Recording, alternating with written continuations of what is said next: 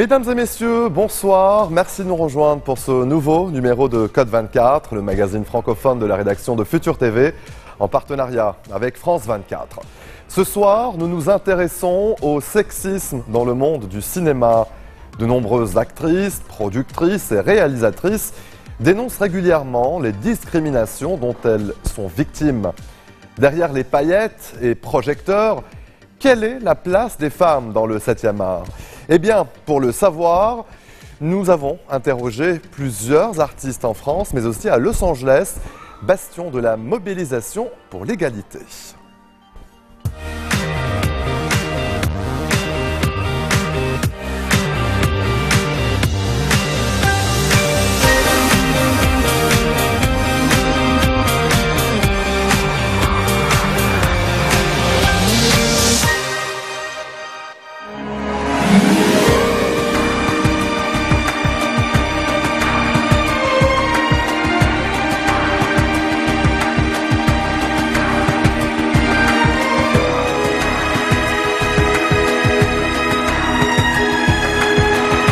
Bonjour à toutes et à tous et bienvenue dans ce numéro spécial d'Actuel consacré au cinéma. De Hollywood à la croisette, actrices, productrices, réalisatrices dénoncent les discriminations dont elles font l'objet.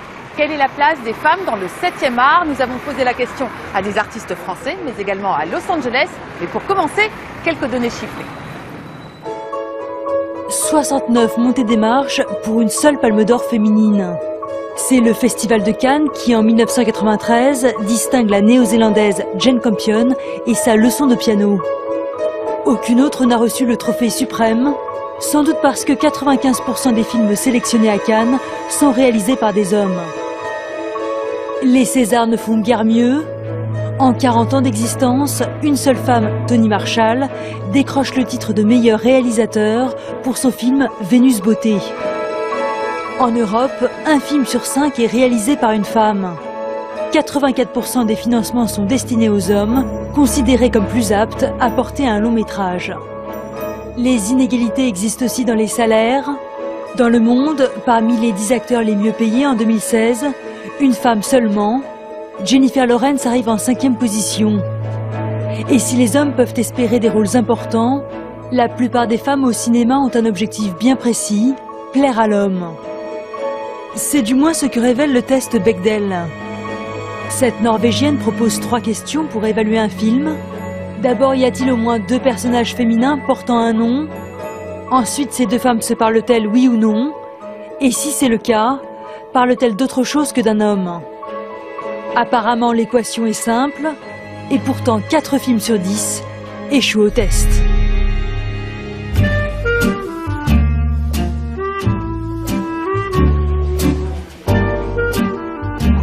Nous sommes à présent au rendez-vous du cinéma français à Paris organisé par Unifrance pour promouvoir les films de l'Hexagone à l'étranger. Je vous propose d'aller à la rencontre des artistes qui participent à cet événement pour les interroger sur le sexisme dans le 7e art et les stéréotypes persistants dans le milieu.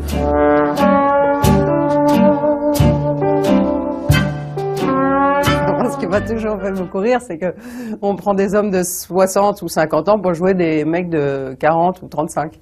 Donc effectivement, oui, la palette de rôles qu'on leur offre est plus grande, c'est évident. Je parle souvent avec mes consoeurs, mes collègues, les femmes. Et déjà, elles sont, comme dans la société civile, beaucoup moins payées que les hommes.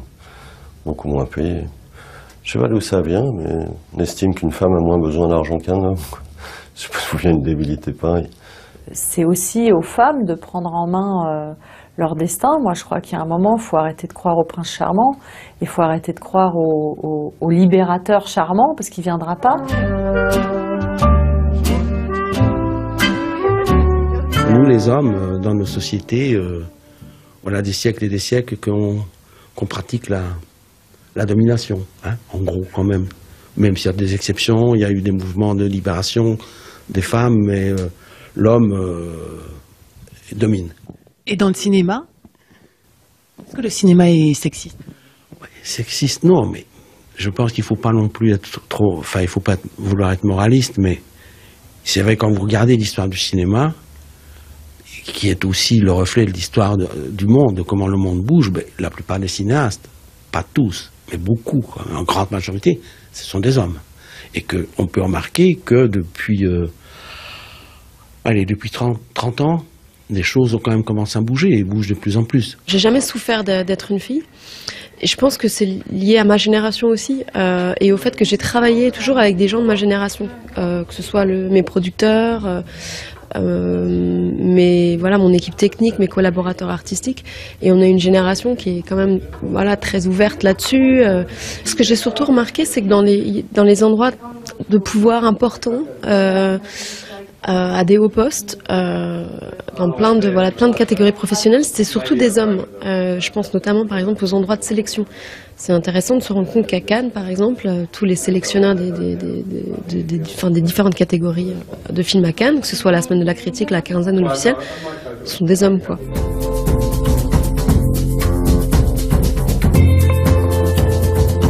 Aux États-Unis, des stars comme Meryl Streep ou Patricia Arquette ont fait de l'égalité des salaires entre hommes et femmes dans le monde du cinéma un combat. La lutte contre le machisme n'y est plus un tabou. Regardez ce reportage de nos correspondants à Los Angeles. Elles sont venues en masse dans les rues de Los Angeles pour dénoncer le sexisme latent de la société américaine. Dans le cortège, beaucoup de femmes, actrices, scénaristes ou réalisatrices à Hollywood, comme Christina. Ce n'est pas parce que nous n'avons pas accès aux mêmes opportunités que les hommes que cela signifie que nous ne sommes pas créatives. Nous avons juste besoin d'avoir plus d'opportunités et de soutien financier. Car dans l'industrie du cinéma américain, les femmes ne représentent que 17% de la main-d'œuvre créative. Dans cette école de cinéma, on forme le Hollywood de demain. Et ici aussi, la majorité des étudiants sont des hommes. Réalisatrice, Marlee Roberts a aussi voulu enseigner. Sa priorité, valoriser ses étudiantes. Si tu es en tournage et tu as une idée, même si c'est pour la déco, n'hésite pas à dire ce que tu penses. Marlee espère montrer l'exemple et prouver à la nouvelle génération qu'il est possible de s'imposer à Hollywood quand on est une femme. L'industrie commence à accepter les femmes, même s'il y a toujours des inégalités de salaire et d'autres problèmes de discrimination. Ce qui me gêne le plus, ce sont les stéréotypes. On me voit d'abord comme une femme qui fait des films et pas comme une réalisatrice. J'aimerais qu'on me considère comme une réalisatrice. Sur les tapis rouges, les actrices aussi se mobilisent et n'hésitent plus à dénoncer les disparités de salaire à Hollywood. Argument principal des studios, les films avec une tête d'affiche féminine rapportent moins. Il y a beaucoup de stéréotypes pour les rôles féminins. Et oui, les femmes n'ont souvent pas accès aux meilleurs rôles. Et les disparités de salaire sont énormes et il faut que ça change. Nous, les femmes, essayons de faire changer les choses. Je pense que d'ici quelques années, les choses iront mieux. Les actrices, la quarantaine passée, se font encore plus rares à Hollywood. Celles qui persistent, comme Meryl Streep ou Viola Davis, deviennent des symboles. Je me bats d'abord pour moi. J'ai l'impression que c'est mon devoir de faire mon maximum pour obtenir ce que je mérite, en espérant que cela aura ensuite un impact plus global sur les autres. C'était plus dur en tant que femme ? C'est toujours plus difficile lorsqu'on est une femme, mais c'est aussi plus beau d'être une femme. Nous avons le plus bel ADN, nous avons un grand cœur, nous avons de la force et nous sommes visionnaires. À 51 ans, Viola Davis vient d'obtenir une étoile à son nom sur le fameux Walk of Fame, une reconnaissance de l'industrie pour ses 20 ans de carrière et d'engagement féministe.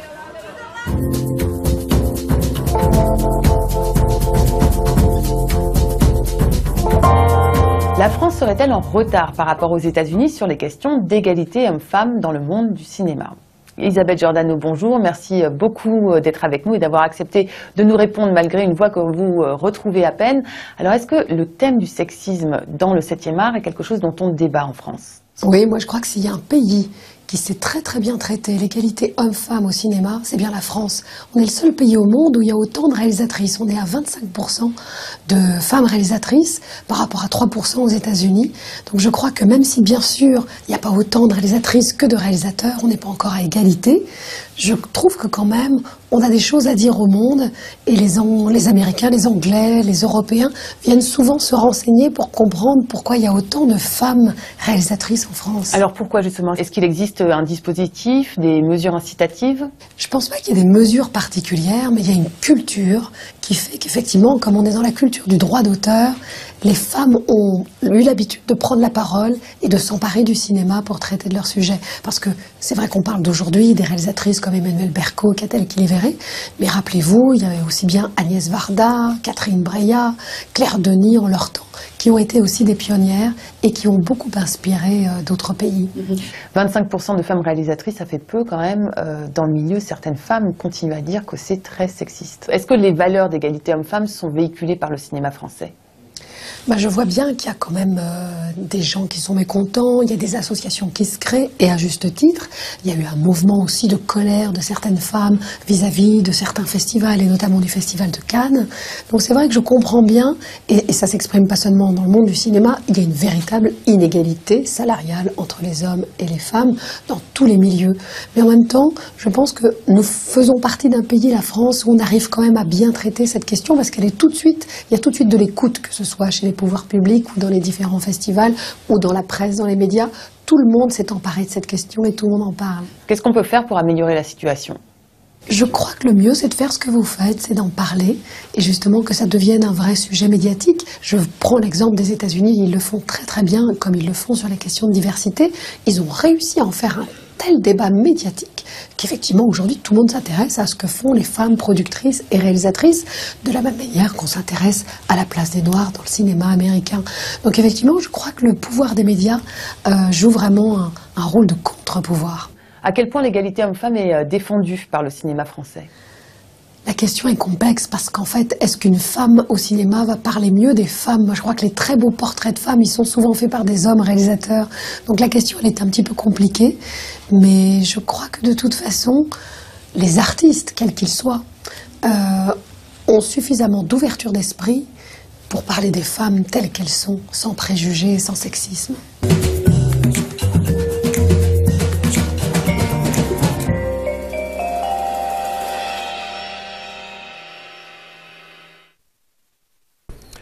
Direction à présent le Canada. Avec la fonte accélérée des banquises, le Grand Nord suscite toujours plus de convoitises, notamment pour l'accès facilité aux réserves de minerais et d'hydrocarbures qui y abondent.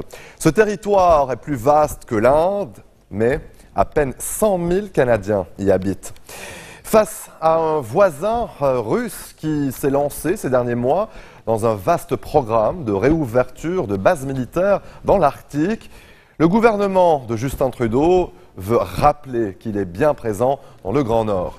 Au cœur de l'hiver, l'armée canadienne vient d'y mener des exercices dans des conditions météorologiques extrêmes.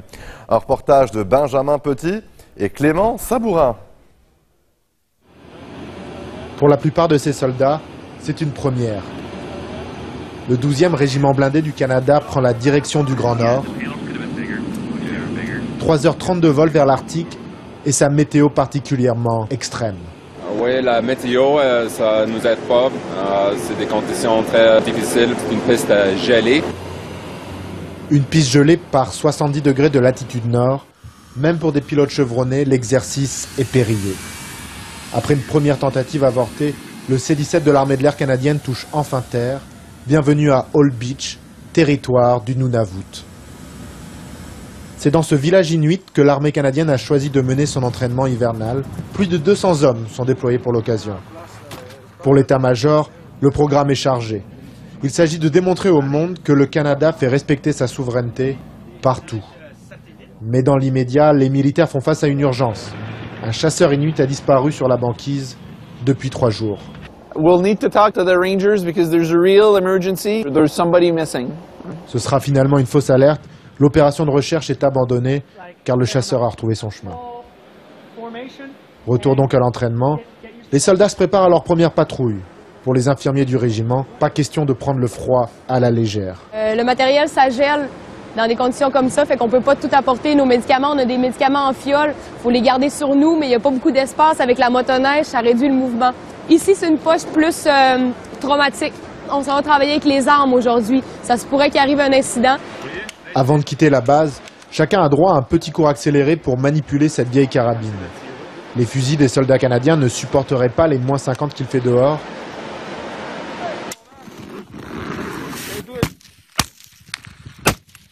Il faut donc utiliser ce modèle qui équipait les soldats britanniques pendant les 2 guerres mondiales, une antiquité.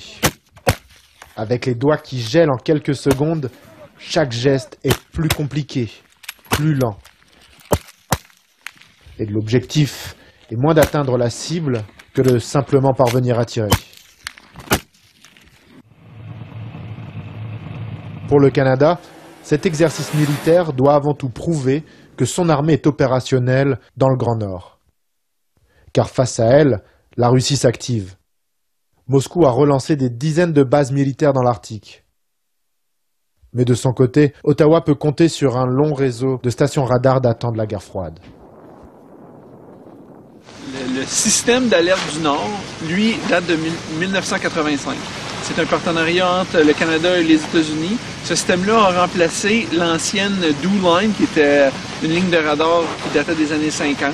Le contrôle et la surveillance, c'est la responsabilité des forces canadiennes. Donc, si un avion passait sur le territoire canadien, le système ici le détecterait. Mais ici, le véritable ennemi reste bien l'environnement. Avec le blizzard qui se lève, le mercure va chuter ce jour-là à moins 67 degrés. Impossible de mettre le nez dehors, même l'avion de ravitaillement est incapable de se poser. Les soldats sont donc confinés à la base et tuent le temps libre en chassant des zombies. Non, on trouve le moyen de s'occuper. On joue aux cartes, on joue aux consoles. Ça nous fait passer le temps. On se faisait une idée, mais on pensait pas que ça allait être aussi rock'n'roll que ça. Au final, près de la moitié des exercices prévus pendant l'opération est annulée à cause de la météo. Et dès que la tempête faiblit, les soldats foncent remplir leur motoneige, seul moyen de se déplacer sur la banquise. Les skidoo pleins de carburant, le régiment part à quelques kilomètres du camp. C'est déjà en soi une expédition. Pour survivre au milieu de nulle part, les soldats doivent d'abord monter leur tente sur la glace. À l'intérieur, un réchaud au pétrole maintient la température autour de 0, le grand luxe.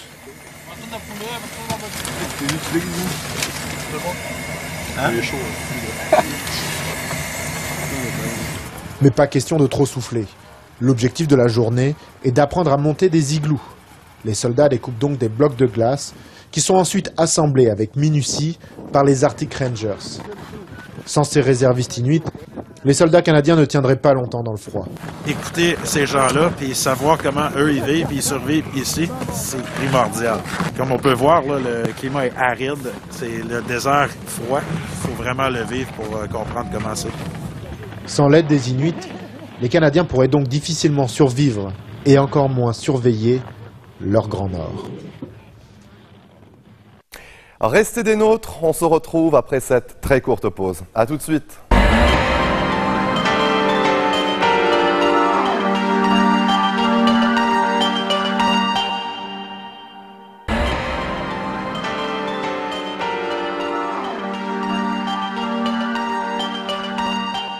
Retour sur le plateau de Code 24, direction à présent l'Égypte, plus particulièrement Alexandrie, la deuxième ville la plus peuplée du pays, après le Caire.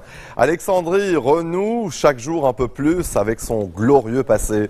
Avec sa nouvelle bibliothèque, cette ville de près de 5 millions d'habitants espère redevenir un phare mondial de la culture, près de 16 siècles après la disparition de la plus célèbre des bibliothèques de l'Antiquité. Je vous propose ce reportage signé Fanny Allard et Liana Saleh. Alexandre le Grand l'avait rêvé, il est mort avant d'en admirer la splendeur.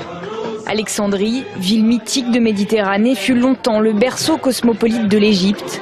Il en reste peu de choses.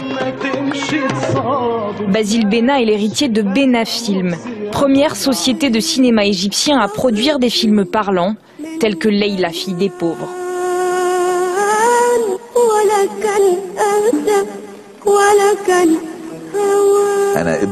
Ma famille est arrivée en Égypte au début du XXe siècle avec le laissez-passer ottoman. Elle fait partie des premières familles naturalisées égyptiennes dans les années 30. Ce sont eux, mes parents, qui ont commencé à produire et à distribuer les premiers films en Égypte. Ils ont vécu l'âge d'or du cinéma égyptien jusque dans les années 60. Une ville qui continue d'inspirer les artistes du monde entier. Gaëtan Trovato est français, Il a passé 3 mois à Alexandrie pour y réaliser un film à partir des archives cinématographiques de la famille Benna. Son projet se nomme Avant que j'oublie.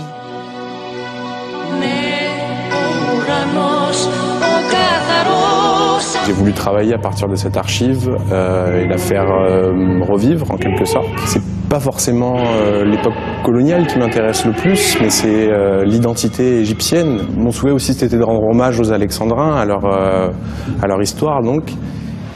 À partir des années 60, le cinéma décline. Les étrangers quittent peu à peu l'Égypte. C'est le cas de l'éditrice italienne Teresa Cremisi. Lauréate du prix Méditerranée 2016, elle a grandi à Alexandrie et y est revenue cette année pour la première fois en 60 ans. C'est à la fois la même ville, une ville spécialiste en décomposition, en destruction d'elle-même, et une ville totalement différente. C'était un bijou de la Méditerranée, avec des allées propres, des dames qui s'habillaient à la dernière mode de Paris. Ce n'est plus ça, mais quelque chose reste de cette ville éternelle. On l'a surnommé le comptoir du monde. Il ne reste aujourd'hui d'Alexandrie qu'un parfum suranné. 6 ans après la Révolution, la situation économique est catastrophique, la population en apnée. Ironie du paysage, ce drapeau, à l'image du pays.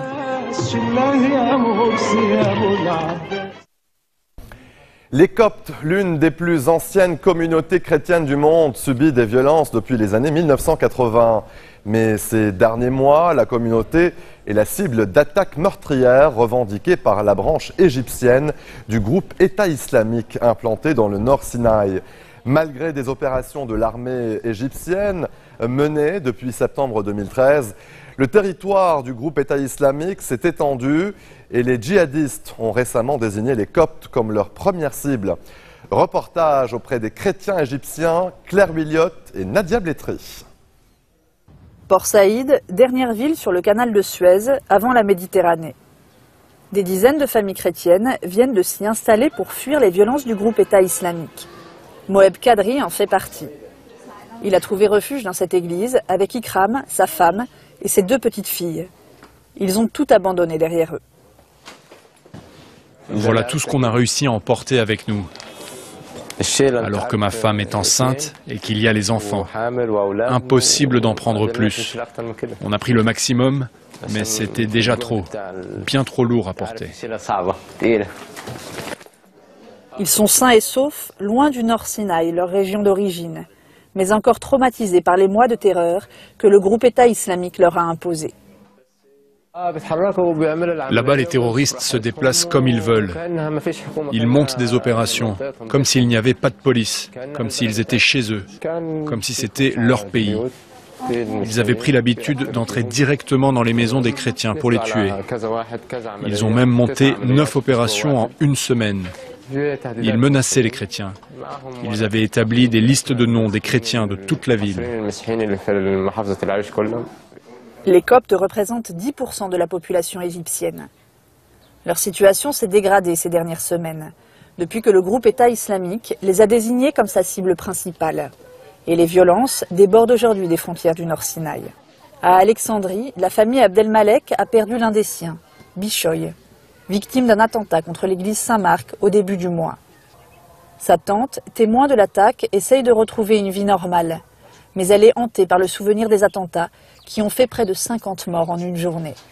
On était en train d'assister à la messe quand soudain il y a eu un énorme bruit et tout est devenu flou. Je ne voyais plus rien, plus personne. Puis enfin j'ai vu mon neveu Bishoy qui avait été propulsé plus loin sur le sol. Mais moi je ne vais pas arrêter d'aller à l'église et s'ils font exploser les églises, j'irai prier dans les mosquées et s'ils font exploser les mosquées, j'irai prier dans la rue. Dans cet immeuble familial, tous pleurent le disparu. La mère de Bishoy, elle, a perdu le plus jeune de ses fils. Je suis en colère car il devrait y avoir plus de sécurité que cela. Je suis en colère car on devrait se sentir plus en sûreté. Nous vivons dans un pays où on ne se sent pas protégé. Après ces attentats, le gouvernement a décrété l'état d'urgence. Mais cette mesure n'a pas suffi à apaiser la colère des Coptes contre le pouvoir. Ils étaient pourtant un soutien fervent du président Sisi. Pour Mina Tabet, défenseur des minorités au sein d'une association, le régime qui avait promis la sécurité aux Égyptiens n'a pas tenu ses promesses. Les attaques terroristes sont en train de dévaster la communauté chrétienne. Ça doit cesser. Mais on n'arrête pas le terrorisme avec de simples discours. Maintenant, il faut des actes. À Port Saïd, Ikram et Moeb s'appuient surtout sur l'Église pour subvenir à leurs besoins. Et non pas sur l'État, qui leur a versé pour tout dédommagement l'équivalent de 80 €. لسه موضوع الشغل ما اتحلش مش كده؟ لسه الشغل الخاص ما لا خلاص طب احنا هنشوف حكايه الشغل دي وربنا يسهل. Comme Ikram et Moeb, les familles chrétiennes déracinées doivent aujourd'hui affronter un quotidien difficile. Je n'ai pas de diplôme et je n'ai pas un emploi stable d'ouvrier ou d'employé. Je travaille comme journalier. Pour moi, la vie ici est vraiment difficile. J'ai cherché, mais je n'arrive pas à trouver un vrai emploi. On est jeunes et pourtant on sait déjà ce que c'est d'être déraciné et de vivre comme des déplacés. Alors qu'est-ce que ça va être pour la prochaine génération ? L'engagement de la société civile est la seule note d'espoir dans ce tableau sombre, selon le père Bimen. Il assure qu'à Port Saïd, musulmans et chrétiens sont solidaires. Ici, à Port Saïd, les musulmans et les chrétiens ont de bonnes relations. Beaucoup de musulmans nous appellent et nous demandent qu'est-ce qu'on peut donner. On veut leur donner quelque chose. Les besoins que nous avons en termes d'emploi ou autres, ce sont eux qui viennent vers nous pour nous aider. En visant les familles coptes, l'organisation État islamique cherche pourtant à exacerber les violences confessionnelles pour déstabiliser le pays. Le pape François, en visite en Égypte, a lui un message clair, œuvrer au rapprochement entre chrétiens et musulmans.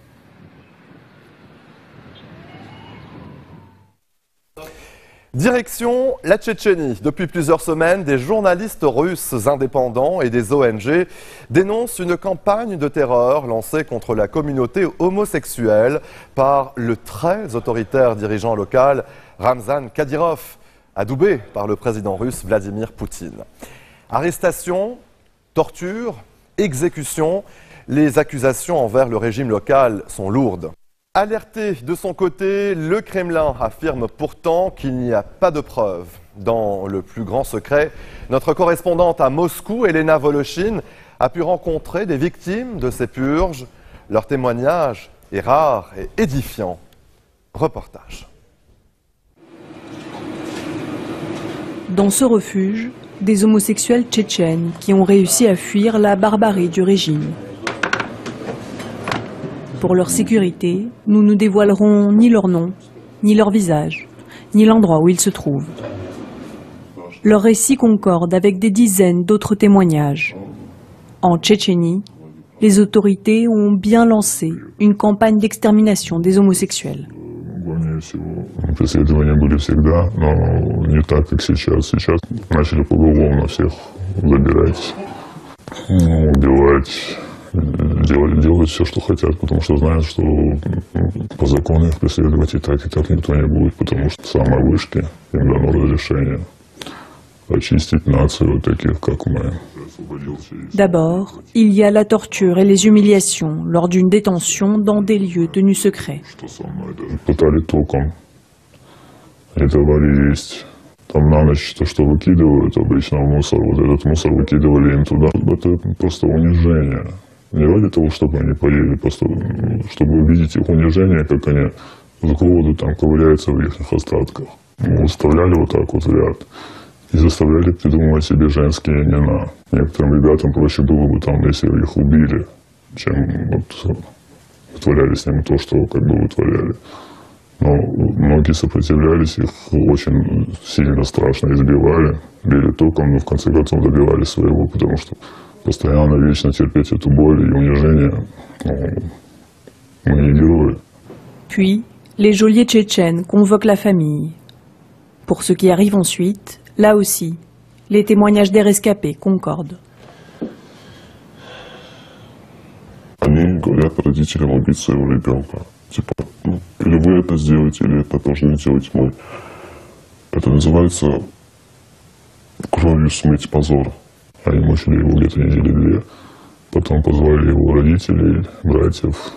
Те приехали, они сказали ему, вот ваш парень такой-такой, разберите сами или разберемся мы.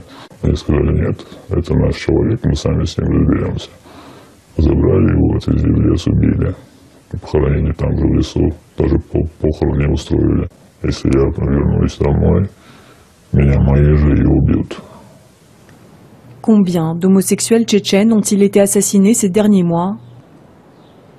À Moscou, le quotidien Novaya Gazeta, qui a révélé ces persécutions, affirme détenir une liste de plus de 30 personnes récemment exécutées en Tchétchénie, qu'il s'agisse d'homosexuels ou d'autres personnes défavorables au régime du dirigeant local Ramzan Kadyrov. Ça, c'est une ancienne base militaire. Nous pensons qu'une prison secrète s'y trouve désormais. Il en existe au moins 2 en Tchétchénie. Évidemment, ils ne peuvent pas enfermer les homosexuels dans des prisons officielles puisque l'homosexualité n'est pas un crime. Du moins, pas dans la Fédération de Russie. Malheureusement, ce cas d'atteinte aux droits de l'homme n'est qu'un exemple parmi tant d'autres. Ce qui démontre le fait que la Tchétchénie est une région de la Fédération de Russie où ne s'applique ni la Constitution, ni les lois russes. Reçu en plein scandale au Kremlin par celui qui, en 2007, l'a nommé à son poste, le président tchétchène Ramzan Kadyrov nie en bloc la répression des homosexuels. Des messieurs, des gens bien, entre guillemets, écrivent, et c'est embarrassant, ils écrivent que soi-disant on arrête et qu'on tue des gens.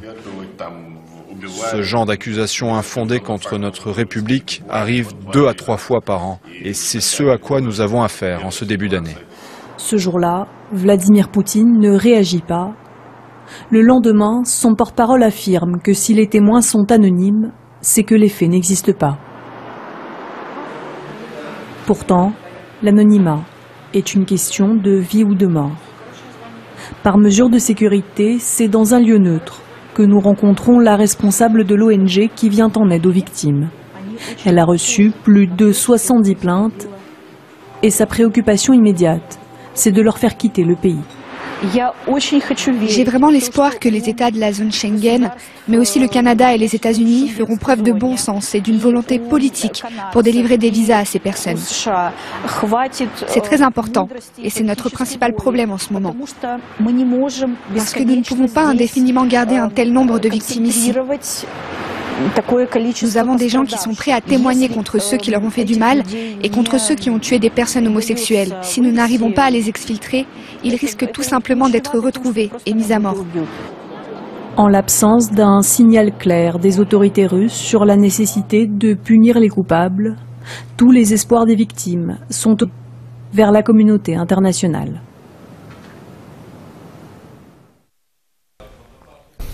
Restez des nôtres, on se retrouve après ceci.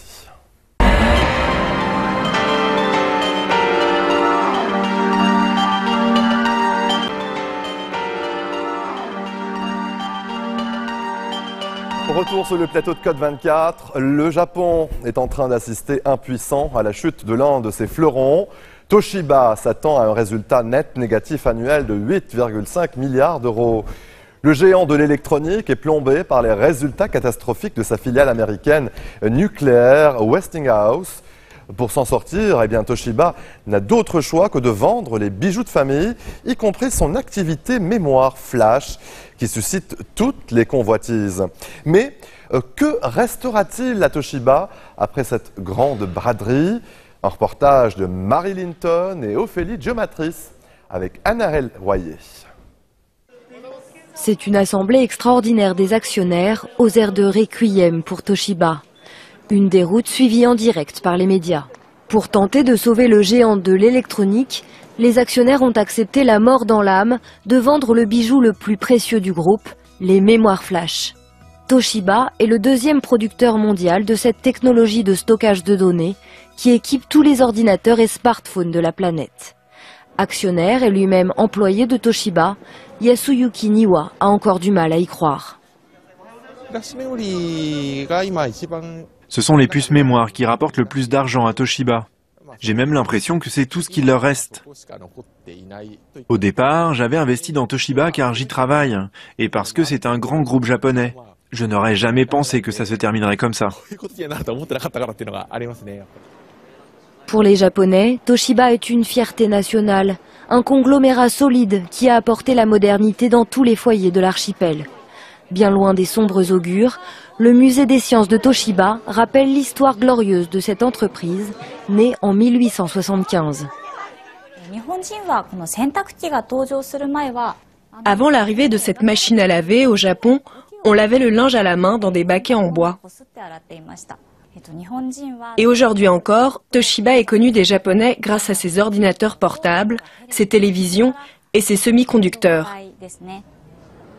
Les déboires du géant de l'électronique commencent en 2008. Durement frappé par la crise financière mondiale, Toshiba dissimule 1,2 milliard d'euros de pertes.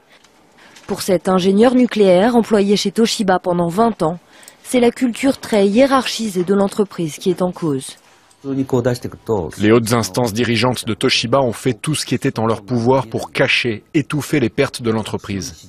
Ils mettaient sous pression les jeunes employés pour qu'ils soient complices de ces opérations. Certains n'étaient pas d'accord, mais ils n'avaient aucune assise pour tenir tête à leurs supérieurs. Toshiba est loin d'être la seule société japonaise à avoir manipulé ses comptes. Révélé en 2011, le cas de la société d'appareils photo Olympus est resté dans les annales. Mais pour Toshiba, les problèmes ne s'arrêtent pas là. Aujourd'hui, c'est sa filiale nucléaire aux États-Unis qui la plonge vers l'abîme. Westinghouse accuse de gros retards dans la construction de 4 réacteurs nucléaires aux États-Unis. Résultat, 6 milliards d'euros de pertes pour Toshiba et la faillite de Westinghouse. Jusqu'à présent, Toshiba ne construisait des centrales nucléaires qu'au Japon. C'était leur premier gros projet à l'étranger.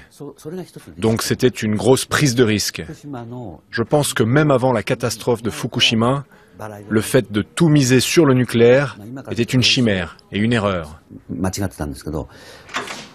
Depuis, les analystes financiers comme Toshiro Sato se relaient au chevet de Toshiba pour évaluer ses chances de survie. Étant donné que Toshiba vend son activité de puces mémoire et qu'il arrête la construction de centrales nucléaires à l'étranger, on estime que le groupe va perdre les 3/4 de son chiffre d'affaires. Pour se relever, le conglomérat doit avant tout améliorer sa situation financière. Et pour cela, il doit d'abord réussir à vendre son activité de mémoire flash le plus cher possible.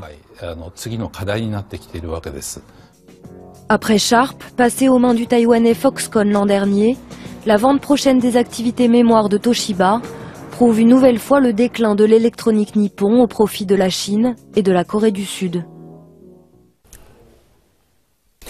Direction à présent les Philippines. Lorsqu'il accède à la présidence en juin 2016, Rodrigo Duterte applique sans attendre son programme. Débarrasser le pays de ses trafiquants de drogue et toxicomanes. Sa promesse, garantir l'impunité aux policiers et groupes d'autodéfense qui se chargeront des basses besognes. Depuis lors, la sanglante opération baptisée Double Canon a coûté la vie à plus de 8000 personnes, dont un homme d'affaires sud-coréen kidnappé pour rançon et assassiné par des policiers ripoux. L'affaire, a fait grand bruit, plongé Manille dans l'embarras international, à tel point que le gouvernement Duterte a décidé en février dernier de suspendre ses opérations. Mais la tempête diplomatique passée, voilà les escadrons de la mort de nouveau en action. Opération plus discrète, mais toujours aussi expéditive et déconnectée de l'état de droit. Reportage à Manille et ses environs signé Jack Hewson et Joël Bronner. Les photographes s'amassent dans une ruelle du bidonville de Quezon City, d'où est extrait le corps de John Juna Rivera, un consommateur de méthamphétamine. Rivera est l'une des 8000 victimes de la violente guerre antidrogue menée depuis juillet par le président Rodrigo Duterte. D'après sa belle-sœur, il a été abattu par un groupe d'hommes non identifiés. Un homme est entré, puis 2 autres l'ont suivi. Ils sont tous entrés? Ils portaient un masque. Et quel genre de masque? Leur visage et leurs cheveux étaient couverts. En février, le président Duterte a été contraint de suspendre les opérations antidrogue après le scandale qu'a suscité le meurtre par la police d'un homme d'affaires coréen. Bien qu'à un niveau moindre, les assassinats se sont pourtant poursuivis. De nombreuses victimes étant tuées par des groupes dits d'autodéfense. Malgré le large soutien populaire à cette guerre antidrogue, quelques militants ont toutefois décidé de contre-attaquer. Le frère June Santiago est membre de Rise Up, un ensemble de paroissiens désireux de mettre en lumière les vies brisées par ces violences. J'ai commencé à photographier les scènes de crime depuis décembre. L'idée de départ est de rassembler des informations et de les envoyer au Front National démocratique des Philippines. Presque toujours, les victimes sont les plus pauvres parmi les pauvres. L'Église catholique recueille aussi les familles des victimes toujours menacées. Par peur des représailles, Mary Grace se cache depuis qu'elle a dénoncé l'assassinat de son mari et de son fils, tués selon elle sans raison par la police. Mes enfants ont entouré les policiers et ils ont supplié. Pitié, c'est notre papa. Comment aurait-il bien pu riposter? Il ne possédait pas d'armes et mon mari n'était pas un dealer. C'est injuste. Il ne devrait pas tuer les gens sur un coup de tête, mais enquêter sur qui ils sont vraiment.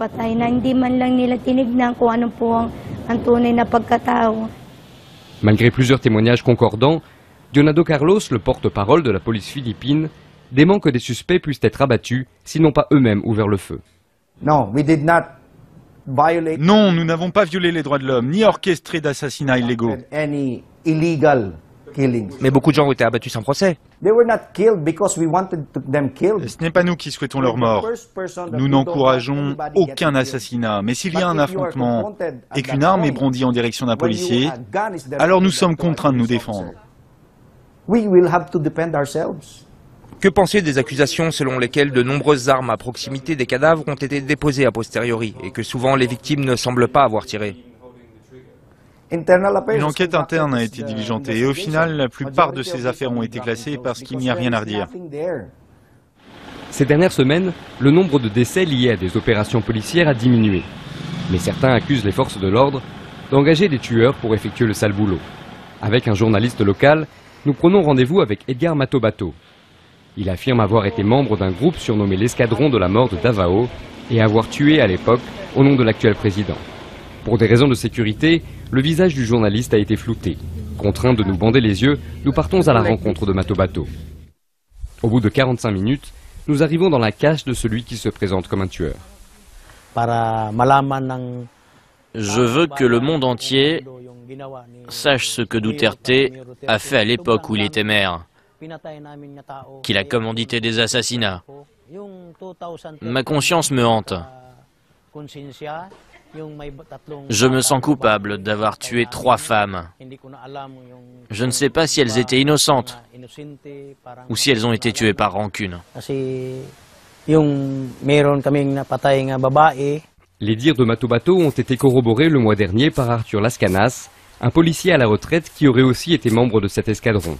Lors d'une audition au Sénat, il a affirmé avoir assassiné un opposant de Duterte sur son ordre.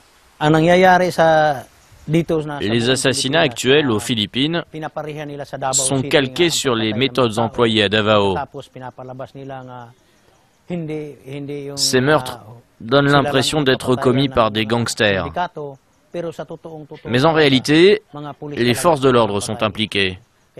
J'ai collaboré 25 ans avec la police pour assassiner des criminels. Malgré ces nombreuses accusations, Duterte demeure très populaire, comme le montre un récent sondage le créditant de 78% d'opinion favorable. Ici, lors d'un meeting de Duterte à Manille, peu se soucient de ces pauvres qui sont les principales victimes des exécutions extrajudiciaires. Nous approuvons l'action de notre président, car il s'en prend à des criminels prêts à détruire nos enfants, nos petits-enfants et les générations futures. Enhardi par un tel soutien, le président poursuit de plus belle sa rhétorique anti-drogue et s'en prend aux étrangers qu'il accuse de violer les droits de l'homme. Les Européens me suggèrent de construire des centres, comme aux Pays-Bas ou au Portugal, pour fournir de la méthamphétamine et de l'héroïne aux drogués. Quel imbécile! Je leur ai dit, venez ici qu'on discute et que je vous donne des claques. Les fanfaronnades comme celle-ci feraient presque oublier l'essentiel. À tort ou à raison, Duterte a convaincu les électeurs que le principal défi du pays était d'en finir avec la drogue. À moins d'un changement de discours, Il n'y a donc aucune raison que la vague d'assassinats en cours à Manille ne prenne fin dans les mois à venir. Restez des nôtres, on se retrouve après cette très courte pause. A tout de suite.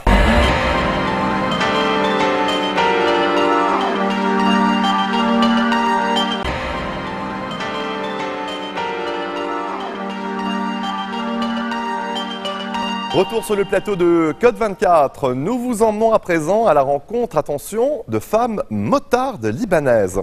Les Ladies of Harley sont de plus en plus nombreuses à investir les routes du pays. Elles peuvent pratiquer leur passion librement, mais doivent affronter les préjugés et réticences de leurs proches. Motardes et libanaises, au-delà des clichés, c'est un reportage signé Yanis Mamadi. Veste en cuir sur les épaules et cheveux au vent, ces motardes font rugir leurs moteurs sur les routes libanaises. Leur chef de file, c'est Karine. Aujourd'hui, elle guide le groupe jusqu'au vieux port de Byblos, un rendez-vous incontournable des motards libanais. Karine est pionnière de la moto au Liban. Sa détermination a encouragé de nombreuses femmes à suivre ses pas. Quand j'ai commencé, quand je suis venu au Liban il y a 5 ans, il n'y en avait que 2 avec moi, dont une qui habitait à Dubaï. Et maintenant, il y en a une trentaine. Elles ne sont pas là toutes aujourd'hui, mais bon, elles existent, elles sont là. Et à mon avis, on va en avoir beaucoup plus avec les années qui viennent. Claudine vient d'avoir son permis moto. C'est sa première sortie avec le groupe. Un rêve de longue date pour cette maman de 3 enfants qui a dû se battre contre les préjugés de ses proches. Donc, tous étaient sceptiques au début. Puis pour beaucoup, la moto, c'est pas fait pour les filles. C'est trop lourd, c'est trop dur, c'est trop dangereux. Et je leur répondais que je peux le faire, que j'y arriverai. Les relations sont parfois tendues entre automobilistes et motards. Mais pour éviter les incidents, les bikeuses ont une solution. Ça arrive souvent et la meilleure chose à faire, c'est qu'on met du rouge sur les ongles et ils se rendent compte qu'on est des filles. À ce moment-là, tout se passe beaucoup mieux. Ils sont beaucoup moins agressifs vis-à-vis des filles qu'avec les hommes. Donc en fait, c'est un avantage d'être une femme. Les motardes, des femmes libres qui suscitent l'admiration. On est limité pour tout quand on est une femme au Liban. Quand je vois des filles indépendantes qui font ce qui leur plaît et qui assouvissent leur passion, je trouve ça extraordinaire. Certaines d'entre elles sont particulièrement investies. C'est le cas de Talar, première femme à avoir été directrice d'un club Harley-Davidson dans le monde arabe. Sa famille l'a encouragée à reprendre la moto, une passion qu'elle avait abandonnée pour s'occuper de ses enfants.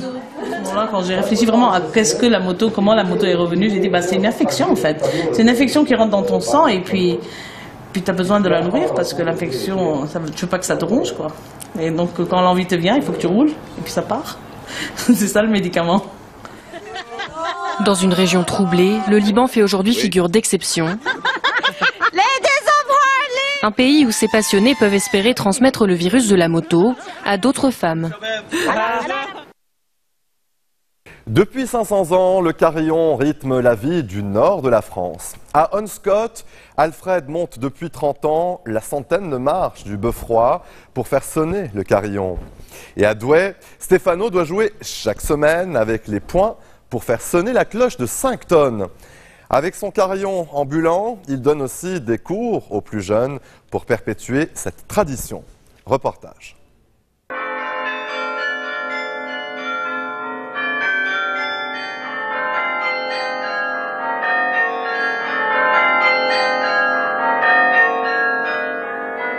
Ils résonnent au coin des rues du plat pays. Depuis 500 ans, les carillons sonnent, perchés au sommet des beffrois qui dominent les villes du Nord. C'est un métier ancestral, celui de carillonneur. À Honscott, petite ville des Flandres, Alfred n'a pas quitté le sien depuis 30 ans. Et moi, je pense que c'est toujours un peu un privilège de monter dans tous ces escaliers, dans ces tours où les gens n'ont pas forcément accès.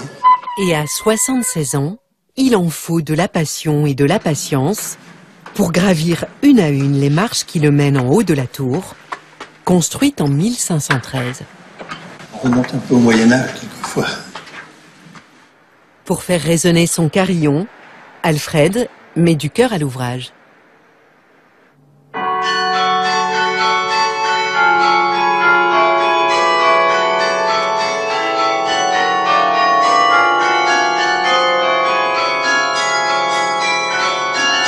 Et c'est vrai qu'il y a une énergie qui est dépensée parce que finalement, toute l'énergie sonore qui est envoyée, elle ne vient que de moi. Hein.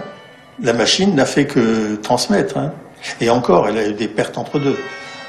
C'est toute une histoire et ben, on en fait partie, la tradition. Le son des cloches, c'est la musique qui a bercé son enfance.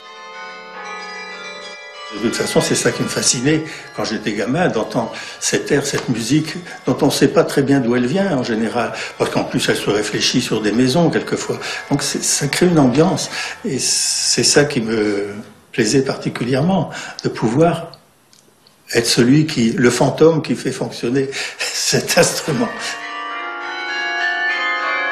Des décennies plus tard, rien n'a ébranlé sa passion pour l'instrument. Seule la centaine de marches pour y accéder pourrait un jour le faire reculer. Bien sûr, mais j'ai des collègues que je connais bien qui ont dû arrêter parce que ben, les genoux ne supportaient plus. Quoi. Ça doit être difficile. Bon, enfin, c'est pas pour tout de suite. Comment vont vos genoux? Pour le moment, ça va. Là. Le carillon de Hondschot a de beaux jours devant lui. À 100 km de là, à Douai, être carillonneur est bien plus qu'une passion, c'est un métier, celui de Stefano Coletti. Et ici à Douai, on a une tradition qui remonte au XIVe siècle. Depuis 1391, il y a un carillonneur qui est rémunéré par la ville pour ses fonctions. Et c'est vous aujourd'hui qui assumez cette fonction? Voilà, j'ai le plaisir d'être le 35e carillonneur depuis le XIVe siècle. Là on l'entend là. Donc là, c'est le carillon automatique qui rythme la vie des Douaisiens. Donc là, c'est la demi. Voilà, donc là, c'est pas moi qui dirige, qui m'occupe de ça. Stefano joue une fois par semaine à Douai, le samedi, toute la matinée. Et ici comme ailleurs, il faut monter les nombreuses marches du beffroi pour atteindre la charpente qui enchâsse les cloches du carillon. La plus grosse cloche pèse 5 tonnes. C'est pourquoi Stefano joue avec les poings pour être sûr de faire sonner toutes les cloches, y compris les plus lourdes.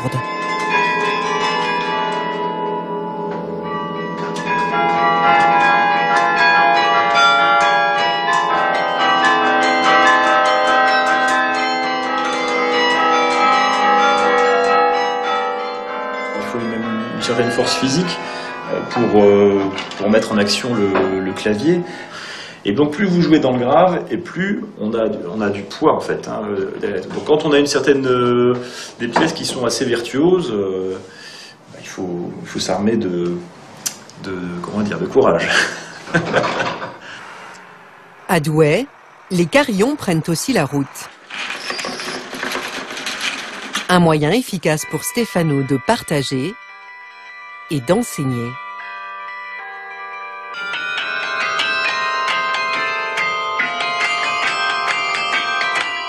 Nathan et Célian, 13 ans tous les deux, apprennent le carillon depuis 2 ans. Le carillon, je connaissais déjà, mais avant d'en faire, et moi je me suis dit pourquoi pas en faire. On est fiers quand on est carillonneur dans le Nord? Bah ouais. Pourquoi? Bah parce que dans le Nord, il n'y a que les carillons, et il n'y en a pas autre part. Donc en plus, le nôtre, il y a l'UNESCO, donc on en est fiers. Vous direz de remplacer Stefano, de devenir carillonneur de la ville de Douai? Oui. Moi ça m'irait. Je sais pas si j'aurai le niveau, mais ça m'irait. Bon, vous postulez alors? Oui. La relève est donc assurée. Le carillon continuera de chanter dans les villes du Nord.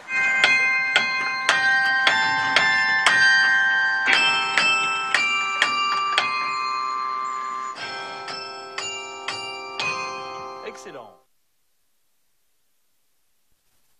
C'est la fin de cette édition. Merci de nous avoir reçus chez vous. Nous vous donnons rendez-vous après le Ramadan pour une nouvelle saison de Code 24.